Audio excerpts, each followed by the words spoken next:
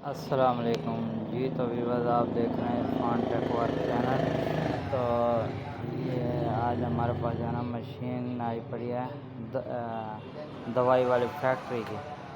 तो ये शीशों के ऊपर जो है ना फोल्डिंग करते हैं ना, ये वो मशीन है।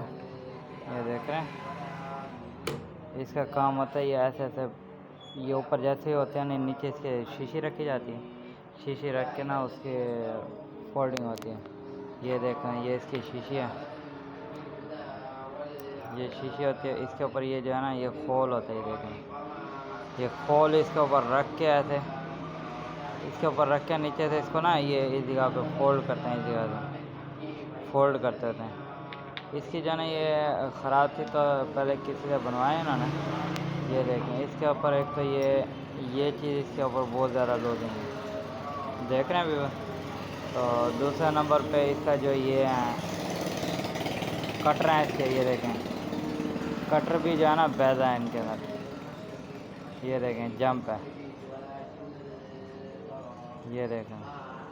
अब इनको जो है ना बनाते हैं, एक तो इसकी ये भी सही करते हैं, ये भी चीज़ सही करते हैं, और मज़ीद इनके कटर वगैरह भी बनाते हैं।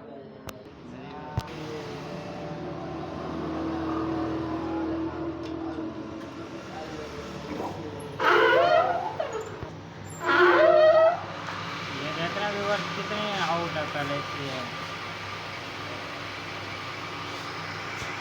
अब इसकी स्पीड नए बना रहे हैं।